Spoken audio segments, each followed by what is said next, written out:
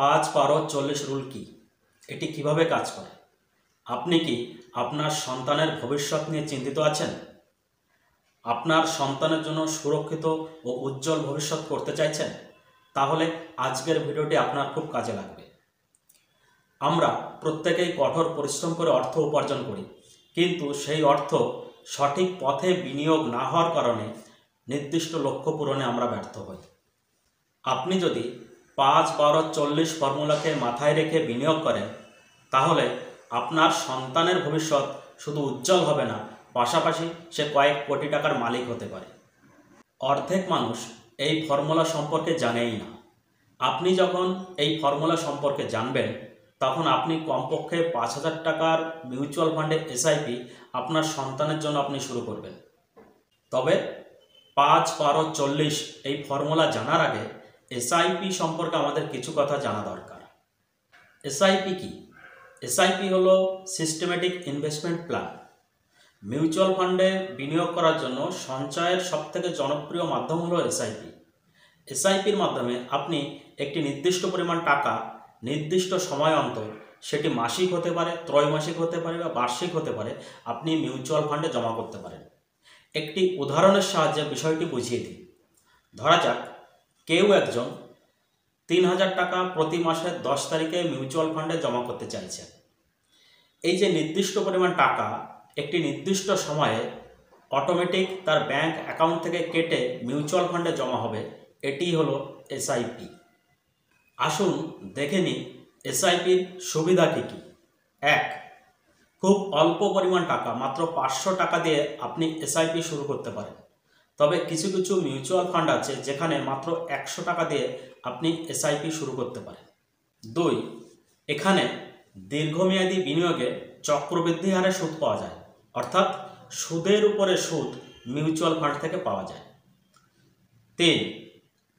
Mutual ফান্ডে ক্ষুদ্র ক্ষুদ্র সঞ্চয়ের অভ্যাস আপনার ভিতরে সঞ্চয়ের একটি নিয়মিত অভ্যাস গড়ে তুলতে সাহায্য করবে।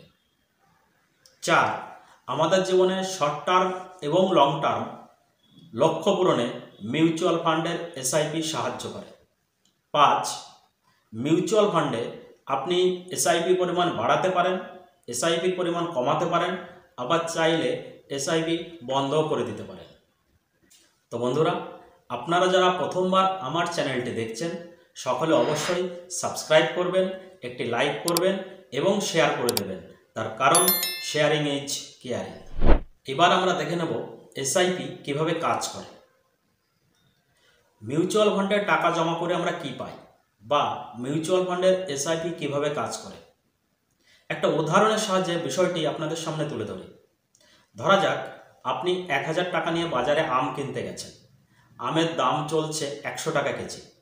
তাহলে আপনি কতগুলো আম পাবেন? 10 কিলো।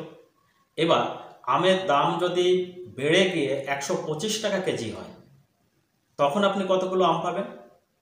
8 কিলো আম। আবার আমের দাম যদি কমে গিয়ে 50 টাকা করে কেজি হয়, তাহলে আপনি কতগুলো আম পাবেন? 20 কিলো। ঠিক তেমনি মিউচুয়াল ফান্ডে টাকা দিয়ে আমরা বিনিময়ে ইউনিট পাই।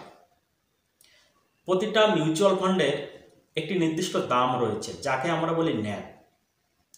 দাম বা ন্যাব যদি কখনো বৃদ্ধি পায়, তাহলে ইউনিটের পরিমাণ আমরা কম পাই। আবার দাম বা ন্যাবের পরিমাণ যদি কমে আসে, তাহলে ইউনিট আমরা বেশি পাই। মিউচুয়াল ফান্ডে এসআইপি করলে প্রতি মাসে আপনার নামের পাশে ইউনিট যোগ হতে থাকে। আপনি যতদিন মিউচুয়াল ফান্ডের জগতে থাকবেন, ততদিনই আপনার নামের পাশে ইউনিট যোগ হতে থাকবে, এবং যেদিন আপনি মিউচুয়াল ফান্ড থেকে বেরিয়ে যেতে চাইবেন, সেদিন আপনার নামের পাশে যত ইউনিট গুণ যেদিন আপনি বেরিয়ে যেতে চাইছেন সেই দিনের দাম, এটা করলেই আপনার কারেন্ট ভ্যালু বা আপনার পুরো টাকাটা আপনি পেয়ে যাবেন। এসআইপি 5-12-40 ফর্মুলাটা কি, এবার আপনাদের সামনে আমি সুন্দর করে তুলে ধরছি।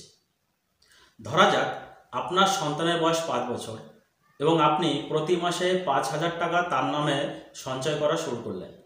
আপনি টানা 40 বছর এইভাবে জমাতে থাকলেন এবং আপনি গড়ে 12% হিসাবে যদি রিটার্ন পান, তাহলে দেখা যাবে যে আপনার সন্তানের বয়স যখন 45 বছর হবে, তখন সে প্রায় 5,94,00,000 বা প্রায় 6 কোটি টাকার মালিক হবে। এক্ষেত্রে আপনার জমানো টাকার পরিমাণ মাত্র 24 লাখ, বাকি 5,70,00,000 টাকা আপনার প্রফিট। তো বন্ধুরা, মিউচুয়াল ফান্ডে ইনভেস্ট করার পূর্বে আপনি আপনার ফাইন্যান্সিয়াল অ্যাডভাইজারের সঙ্গে কথা বলে বিনিয়োগ করবেন, সেক্ষেত্রে আপনার প্রফিট বৃদ্ধির সম্ভাবনা থাকবে। আপনারা যারা প্রথমবার আমার চ্যানেলটি দেখছেন, সকলে অবশ্যই সাবস্ক্রাইব করবেন, একটি লাইক করবেন এবং শেয়ার করে দেবেন। দেখা হচ্ছে আরও গুরুত্বপূর্ণ ভিডিও নিয়ে। ততক্ষণ পর্যন্ত ধন্যবাদ।